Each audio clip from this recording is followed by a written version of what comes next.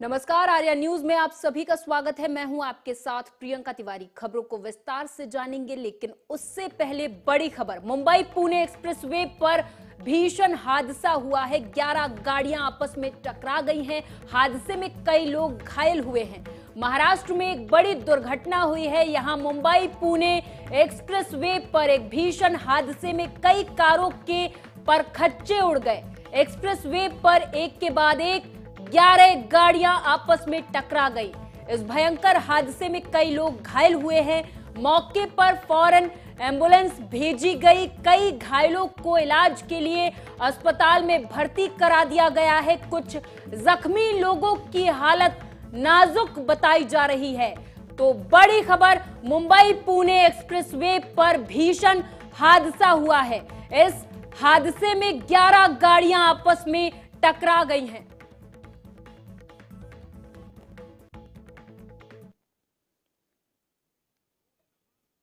खबरों की ओर रुख करेंगे। प्रधानमंत्री नरेंद्र मोदी ने आज कर्नाटक के करीब 50 लाख बीजेपी कार्यकर्ताओं के साथ वर्चुअली संवाद करते हुए कांग्रेस की 4 गारंटी योजनाओं पर तंज कसा। प्रधानमंत्री नरेंद्र मोदी ने चुनावी राज्य कर्नाटक के कार्यकर्ताओं को नमो ऐप के जरिए संबोधित किया। पार्टी वर्कर्स को जीत का मंत्र देते हुए एक तरफ पीएम ने उन्हें बूथ लेवल पर काम करने की टेक्निक बताई, तो वहीं ये भी बताया कि किस तरह लोगों के दिलों तक पहुंचना है। आप भी सुने।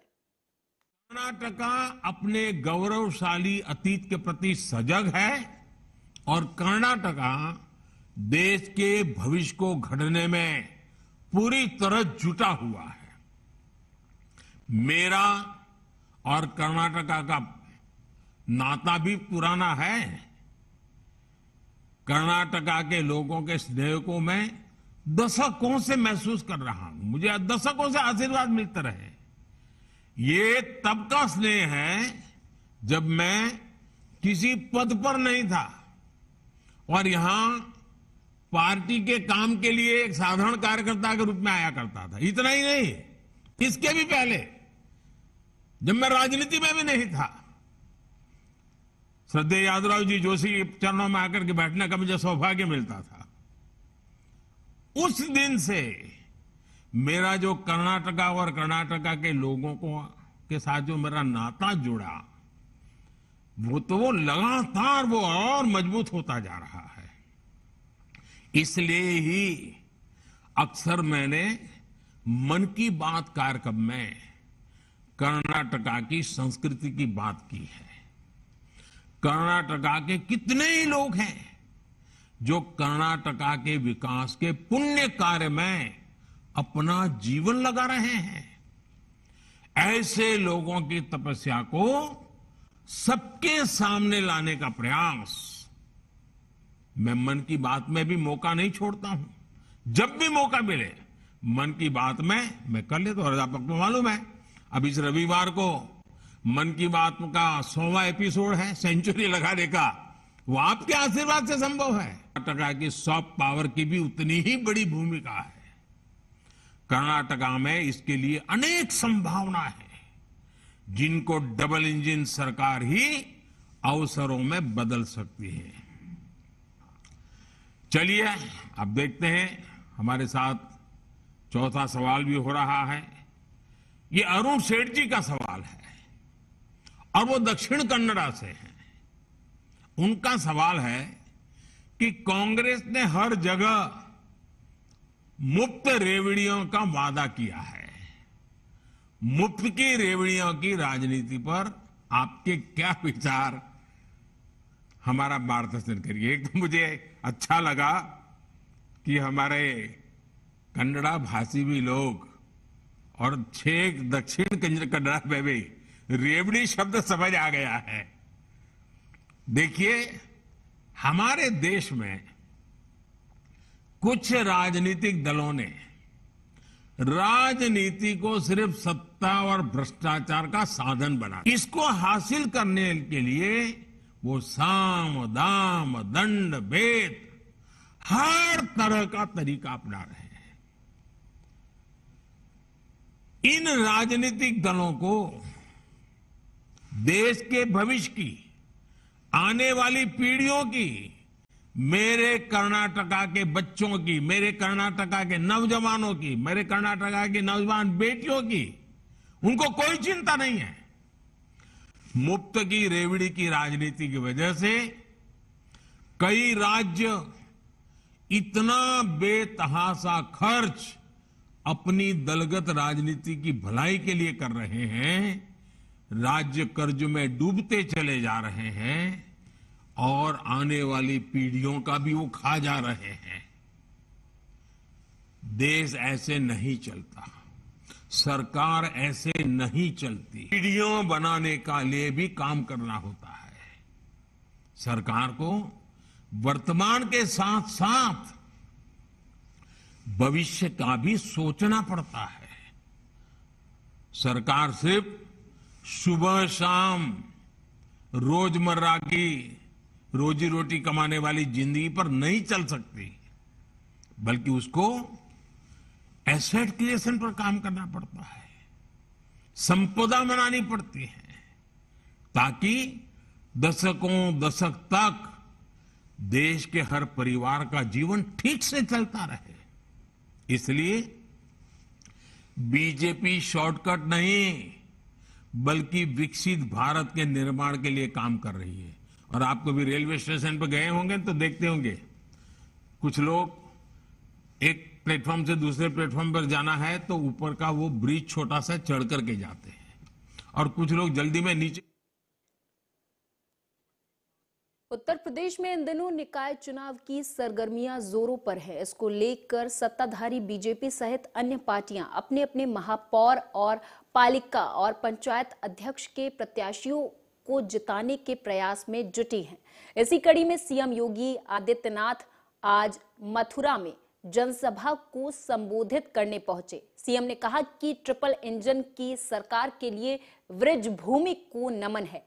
मथुरा में जवाहर हाग की घटना सभी को याद है, जो अराजकता का अड्डा था आज बेहतरीन पार्क है। मथुरा गोकुल में कभी दूध की नदियां बहती थी। पिछली सरकारों ने यहां मांस मदिरा की बिक्री कराई, अब इन्हें धर्म स्थल घोषित किया गया है। यहां दूध दही की बिक्री होती है। मथुरा यमुना को पुराने वैभव में लाना है।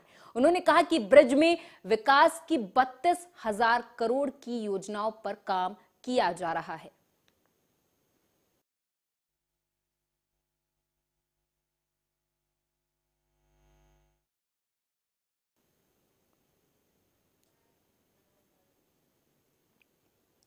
भारतीय जनता पार्टी लगातार दिल्ली के मुख्यमंत्री अरविंद केजरीवाल पर हमलावर है। बताते चले कि दिल्ली के मुख्यमंत्री अरविंद केजरीवाल के सरकारी बंगले के रेनोवेशन पर 45 करोड़ रुपए खर्च को लेकर बीजेपी लगातार हमलावर बनी हुई है। बीजेपी के राष्ट्रीय प्रवक्ता और राज्यसभा सांसद सुधांशु त्रिवेदी ने गुरुवार को कहा कि आम आदमी पार्टी ने भ्रष्टाचार की सारी हदें पार कर दी हैं। उन्होंने कहा कि केजरीवाल का राजयोग अब राजरोग में बदलकर उनके घर तक पहुंच गया है। आप भी सुने।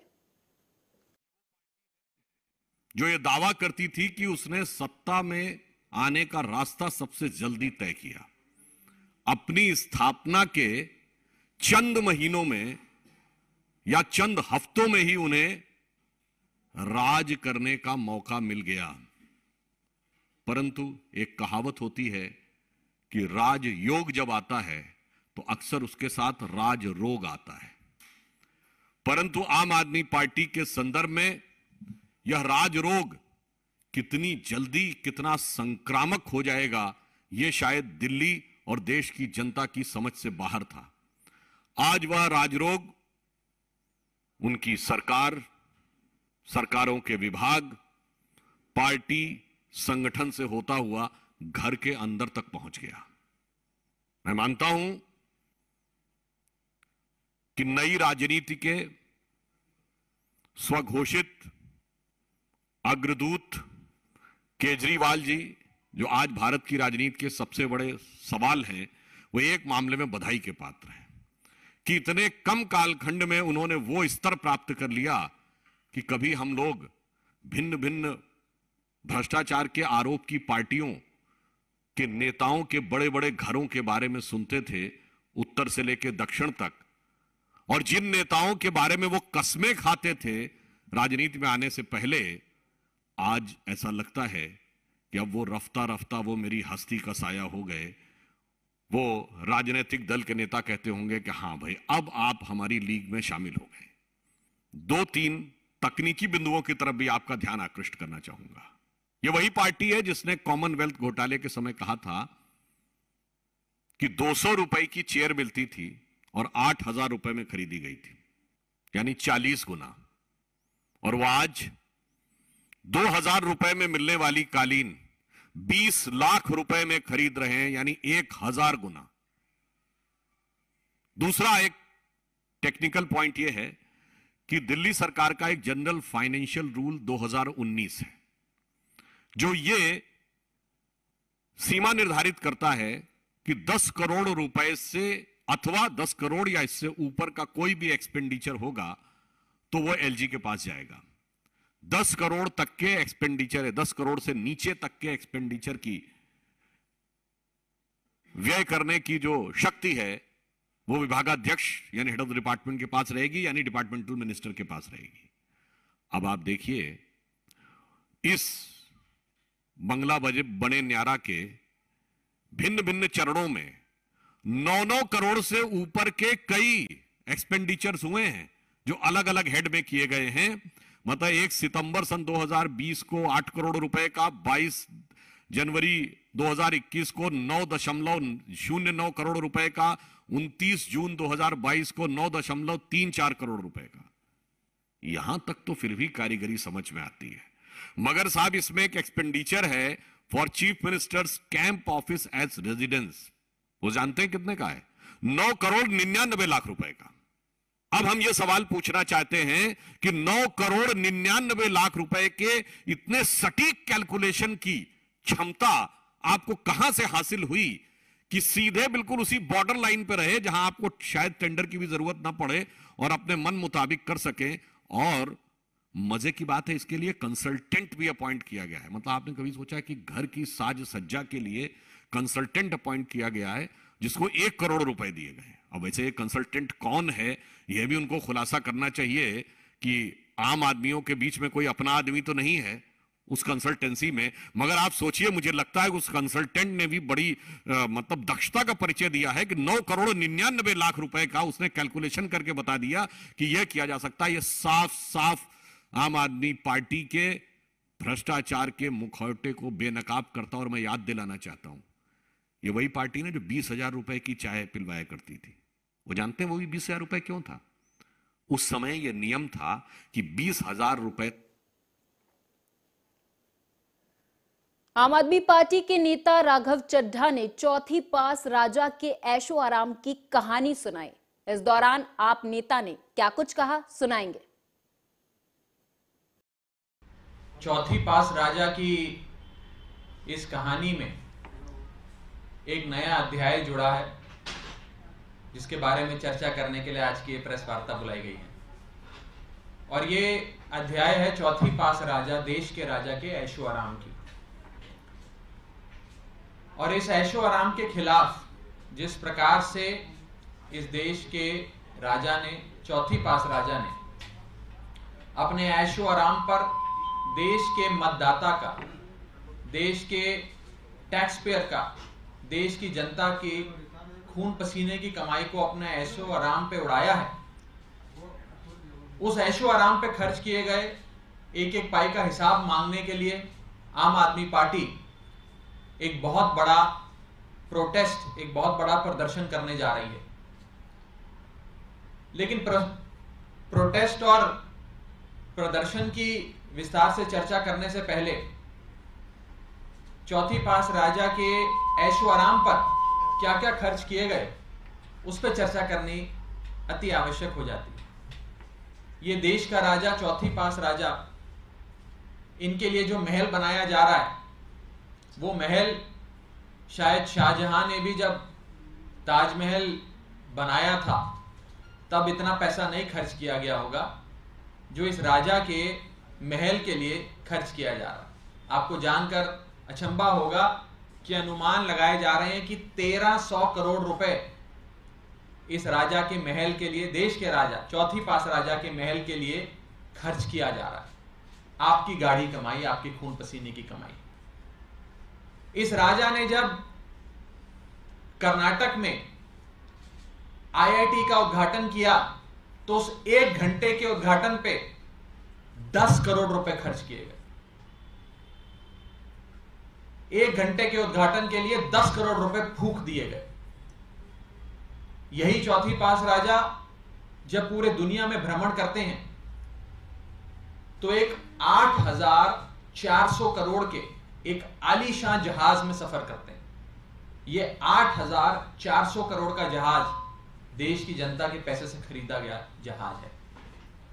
यही चौथी पास राजा जब विदेशों में सफर करते हैं तो बताया जाता है कि इनके विदेशी दौरों पे देश के टैक्स पेयर का लगभग 1500 करोड़ रुपए खर्च किया गया है।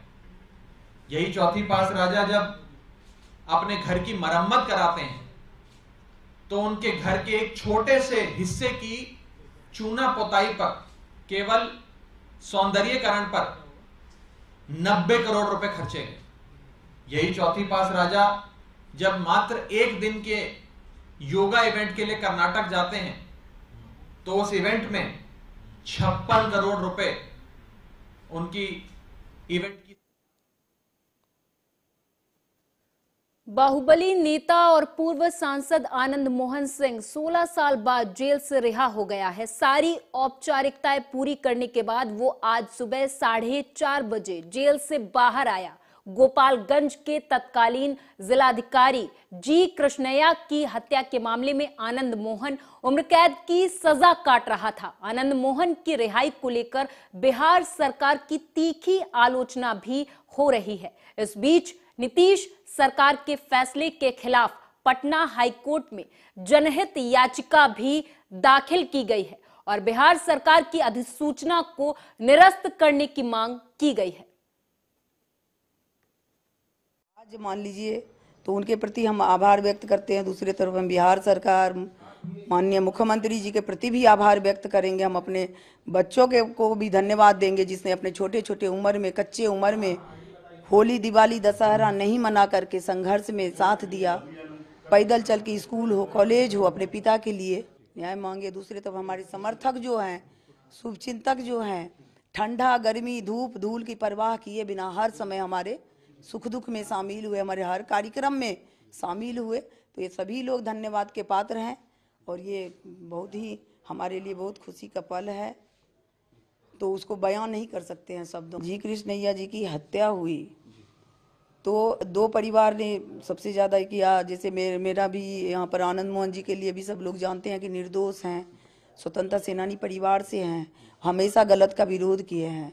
तो वो जेल चले गए। कानून का हम लोगों ने पालन किया, कोर्ट का आदेश का पालन। और दूसरे तरफ जो है उमा कृष्णैया जी जिनका सुहाग गुजर गया, एक ईमानदार अफसर थे जी कृष्णैया जी। तो हमें भी काफ़ी दर्द है कि अगर ये घटना हम लोग के सामने में होती, आनंद मोहन जी अगर सामने में होते तो ऐसी घटना नहीं होने देते। अपनी जान पर भी खेल के हम लोग जी कृष्णैया की रक्षा करने की कोशिश करते। निश्चित हम लोग के सामने में नहीं हुई, लेकिन जो भी हुआ कोर्ट का आदेश का पालन करके 15 साल का वक्त कम नहीं होता है, जेल में बिताए। हम लोग एक एक दिन को इंतजार किए। हम 15 साल जग के, हमारे बच्चों ने, हमारे समर्थक ने 15 साल जगा है और एक एक दिन को हम लोग ने ये किए हैं। होली, दिवाली, दशहरा कुछ मना नहीं, इस इंतजार में कि जैसे भगवान राम 14 साल के बाद वनवास से लौटेंगे घर तब खुशहाली मनेगी। तो इस तरह से अब आ रहे हैं। तो ये हमारे समर्थकों के लिए, बच्चों के लिए, सभी लोगों के लिए खुशी की बात है। अब देखिए आप लोग अपराधी प्रवृत्ति के कह रहे हैं, अपराधी प्रवृत्ति का ये तो बात तो हमारे सामने में कम से कम मत कहिए। अभी जो रिसेंट अमेंडमेंट आया है Bihar prison manual 2012 rule 481(1)(a), उसमें जो रिसेंट संशोधन है, this is not in good faith and it is not good because it is ये आर्बिट्रेरी भी है। इसका प्रयोजन क्या है ये समझ में नहीं आता। अगर प्रयोजन समझें तो यही होगा कि जो आपने पब्लिक सर्वेंट्स ऑफ ड्यूटी को जो आपने सुरक्षा दिया था उसको हटा लिया है और आपने क्रिमिनल्स को बेनिफिट किया है। तो ऐसा कोई भी अमेंडमेंट लाया जाए तो वो जनहित में होना चाहिए, ये जनहित में नहीं है। और फिर अमेंडमेंट लाने से जो लोग अफेक्टेड पीपल हैं, आप उनसे तो पूछते हैं ना इससे किसको अफेक्ट। एआईएमआईएम चीफ और सांसद असदुद्दीन ओवैसी ने बिहार के पूर्व सांसद आनंद मोहन की रिहाई को लेकर बड़ा बयान जारी किया। उन्होंने कहा कि ये दूसरी बार कृष्णैया की हत्या है। इस मामले में बिहार की आईएएस एसोसिएशन चुप है। उन्होंने पूछा कि क्या उस समय लालू यादव की सरकार नहीं थी, क्या उन्होंने उनकी पत्नी से मुलाकात नहीं की थी। अब कौन सा आईएएस अधिकारी बिहार में जान जोखिम में डालेगा। आपकी नजर में कमजोर सबसे आगे नहीं है, बल्कि ताकतवर सबसे आगे है आपकी नजर में। ये बहुत गलत फैसला है और इस फैसले के खिलाफ हमारी पार्टी है। हम डिमांड करते हैं कि बिहार के मुख्यमंत्री नीतीश कुमार साहब दोबारा इस पर सोचकर ये जो अमेंडमेंट किया गया प्रिजनर मैनुअल क्लॉज में उसको वापस लिया जाए, वरना कोई बिहार में या कहीं भी देश में कोई भी सिविल सर्वेंट इस फैसले के बाद वो दोबारा सोचेगा कि भाई मैं काम करूं ना करूं, और आप सर पे गोली चलाते हैं। गाड़ी रोककर कृष्णैया साहब की गाड़ी को रुकाते हैं, निकालकर उनके गार्ड को मारते हैं, तो ये बेचारा कृष्णैया अपने गार्ड को बचाने के लिए दौड़ता है तो पूरा उन पर पलट दिया जाता है। आप क्या मैसेज दे रहे हैं पूरा, कि सिर्फ अपने सियासी फायदे के लिए अगर आप इस तरह करेंगे तो आप तो अपनी सत्ता को गरीबों के और कमजोरों के इंसाफ के लिए नहीं कर रहे हैं। भाई संविधान में जब जस्टिस की बात की गई है, डिग्निटी की बात की गई, तो भाई इन कमजोरों के लिए इंसाफ और डिग्निटी कहां है फिर बताइए। कृष्णैया साहब की पत्नी का आरोप है कि खास जाति को के वोट बैंक को लुभाने के लिए प्रदेश सरकार ने फैसला लिया है। चुनाव होने हैं जल्दी ही, उस चुनाव में सियासी फायदे के लिए खास जाति के वोट बैंक को लुभाने के लिए फैसला लिया गया। देखिए, एक बात समझने की जरूरत है पूरे देश को कि जब कृष्णैया साहब की हत्या की गई थी सर पर गोली मारकर, उस वक्त उनकी पत्नी की उम्र 30 साल की थी और उस महिला ने, उस खातून ने कितने तकालीफ झेले होंगे इसका अंदाजा आप और हम नहीं कर सकते। अपने दोनों बेटियों को उन्होंने पढ़ाया, उनको क्या क्या तकालीफ ने उठाई होंगी उस महिला ने।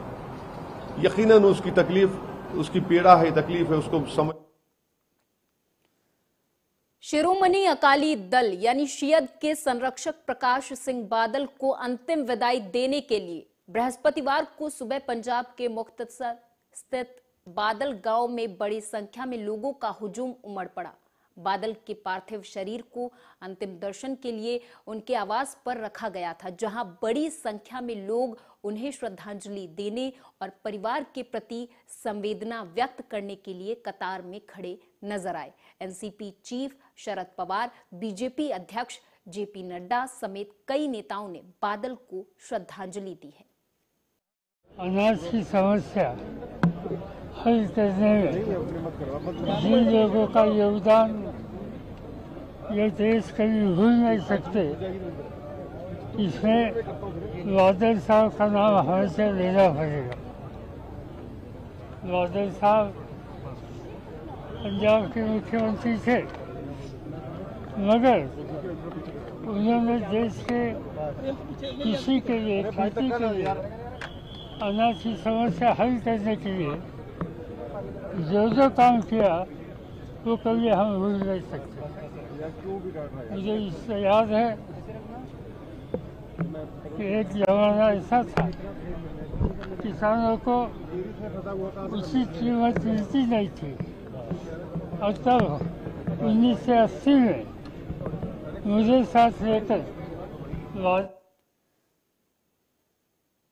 सुहेल देव भारतीय समाज पार्टी के अध्यक्ष ओम प्रकाश राजभर अपनी बयानबाजी के चलते हमेशा चर्चाओं में रहते हैं। वो यूपी की राजनीति में बीजेपी सपा के साथ गठबंधन कर चुके हैं, फिलहाल अकेले हैं। सुभासपा के भविष्य और गठबंधन को लेकर ओम प्रकाश राजभर लगातार कुछ न कुछ बयान देते रहते हैं। इसी क्रम में पार्टी ने मंगलवार को गाजीपुर के तिलाड़ी गांव में कार्यकर्ता सम्मेलन आयोजित किया था। इस आयोजन में सुभासपा के राष्ट्रीय अध्यक्ष ओम प्रकाश राजभर ने भी हिस्सा लिया। उन्होंने कहा कि उनकी पार्टी निकाय चुनाव के सहारे 2024 लोकसभा चुनाव की तैयारियां कर रही है। उन्होंने ये भी दावा किया कि मायावती, अखिलेश और सोनिया एक साथ चुनाव लड़ें तो उनके समर्थन देने में गुरेज नहीं है। प्रयास नीतीश जी का जो चल रहा है, यूपी में जब तक मायावती जी से गठबंधन और कांग्रेस सोनिया से जब तक ये लोग गठबंधन नहीं करेंगे तब तक कोई फर्क नहीं पड़ने वाला है। और इसी के साथ इस बुलेटिन में मेरे साथ बस इतना ही। आप देखते रहें आर्या न्यूज।